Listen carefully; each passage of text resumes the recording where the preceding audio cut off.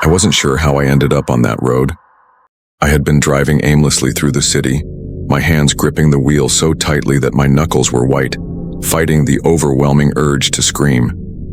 The world outside my window had become a blur of gray, its edges softened by the constant drizzle that had begun to fall, washing away whatever traces of normalcy were left in the city.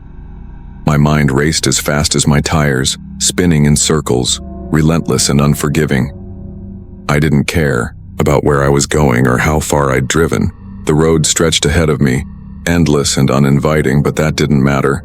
All I could think about was getting away. I needed to leave behind everything I had worked so hard to build. The life that had crumbled like dust in my hands. The relationship that had shattered me. The memories that pressed against me like invisible chains. All of it. I needed to escape. I didn't know what I was searching for, but I hoped the road would offer it. I hoped that it would lead me to the kind of peace that could only come from being alone, far from the people and places that had once meant something. My chest tightened, my throat burned, and the pressure in my head refused to ease. There was no place I could go where I wouldn't carry the weight of it all, but I drove anyway, hoping that distance would somehow make a difference. For hours, I sped down the road, the world outside fading into a blur of muted greens and browns. The fog that clung to the earth swallowed up everything in sight, erasing the boundaries of the world. The car hummed steadily beneath me, a constant rhythmic sound that was almost comforting, but it wasn't enough to drown out the noise in my head. I tried to ignore it, but the thoughts kept creeping in, breaking through my defenses, pushing me to the edge. I drove for what felt like an eternity, until, finally, I saw it, a small cabin tucked away on the edge of the woods. My heart skipped a beat and I couldn't help but feel like I had stumbled upon something. At first I told myself to keep driving, to keep going, but the loneliness in my chest pulled me toward it like a magnet. The first cabin I passed had felt too far from the road, too isolated. The second had been too close to the highway, too exposed. But this cabin felt different. Something about it called to me. Maybe it was the way the trees surrounded it, like silent sentinels watching over the place, protecting it from the outside world. Maybe it was the sheer solitude of the spot that made it feel right. I didn't know. I parked my car. The air was thick with stillness as I stepped out of the car, the weight of silence pressing down on me. The trees seemed to encroach on the cabin, their twisted limbs reaching toward the house like hungry fingers. There were no birds, no rustling of leaves, just the eerie, suffocating quiet. I approached the door and pulled it open. The hinges groaned, and the air inside the cabin hit me like a physical blow, as if the place had been sealed away from the world for decades. The scent of old wood and rot filled my lungs, and for a moment I hesitated, but I was already too far gone. I needed this. I stepped inside, the floorboards creaking beneath my feet, and I let the door fall shut behind me with a soft thud. The air was thick, the weight of the place pressing in on me. It felt as though the walls were closing in, suffocating me in their presence. I walked further into the cabin, my mind racing, my thoughts turning to nothing but the need to escape. And then, I saw it.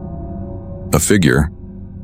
At first, it was nothing more than a vague shadow, a tall, thin shape standing at the edge of the lake. It was barely visible, just a blur against the thick mist that hung over the water. My heart skipped, and I thought, I was imagining things. My eyes were playing tricks on me. But then it moved. It didn't move like a person. It was too still, too rigid. Its posture was unnatural, too stiff, like it didn't belong in this world. I blinked, trying to focus, but by the time my eyes opened again, the figure was gone. I shook my head, forcing myself to breathe, to focus. It had to be exhaustion. I needed rest. I needed sleep.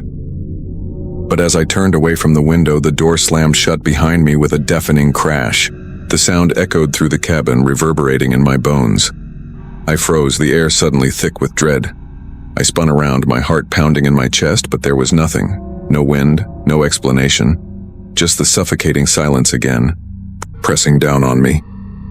My pulse raced as I slowly turned back toward the window. And there it was again. The figure. This time it was closer, far too close. It stood at the water's edge, its form clearer now, though no less unnatural. It was tall, too tall. Tall, and its limbs were long, thin, and stretching in ways that seemed impossible. But the sensation of being watched was undeniable. I stumbled backward, my heart slamming against my ribs as I tripped over furniture. My legs felt weak, my vision spinning. I needed to leave. I needed to run. Leave, the voice whispered. But it wasn't a voice. Not really.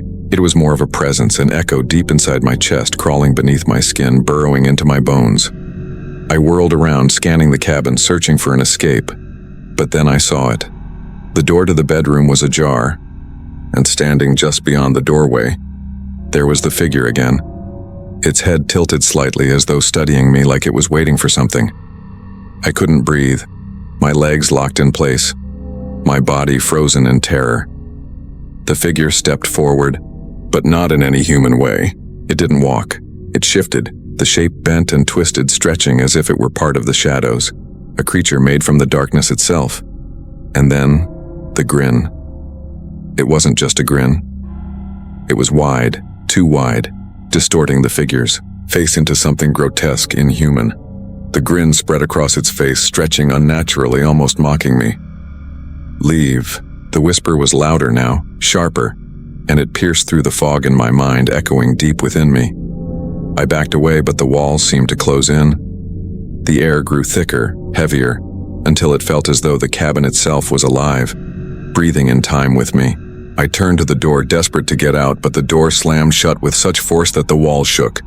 My heart skipped, and panic clawed at my throat. I had to get out. I had to. But when I turned back to the window, the world had shifted. The trees had moved. They were no longer where they had been.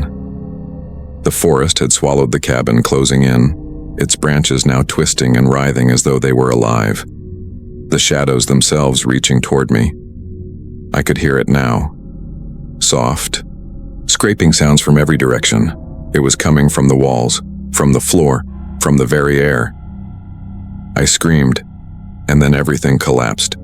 The room collapsed in on itself, the edges of my vision flickering, distorting, like I was being swallowed whole, and then nothing. I woke, up in my own room, drenched in sweat, thinking it was just a nightmare, but the cold feeling crawling up my spine told me otherwise. My hands shook as I looked down. Dirt and leaves were stuck to my skin as if I'd been out in the woods, lost, crawling through the night. My heart pounded in my chest, and I felt the weight of the room pressing in on me. I scrambled out of bed, my legs unsteady, desperate to understand what was happening. But the more I tried to make sense of it, the less I could grasp. I checked the window. Nothing seemed out of place. The house was quiet, still. I felt like I was losing my grip on reality. The air, heavy with a strange chill, clung to me as I paced around, searching for some sign of what I had experienced. But there was no sign. To this day, I still can't figure it out. Was it a nightmare? A twisted dream I couldn't escape? Or something more? I don't know. All I know is that the dirt, the leaves, the feeling of being outside, they're still with me, lingering in the back of my mind, like a shadow I can never outrun.